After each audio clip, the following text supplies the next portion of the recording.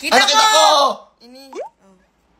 Oh, lalagpasan dyan na si Chloe. Guys, ginawa yung part 1 nito ni Maring Chloe and check nyo kung nakailan siya doon. So, si Tay-Tay naman, tignan natin kung makakailan siya. 1, 2, 3.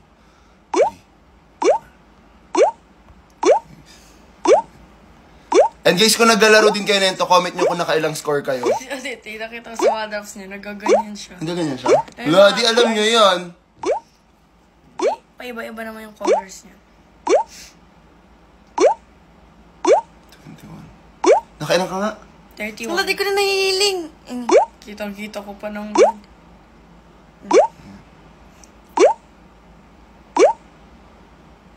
Nakikita ko. Ayun.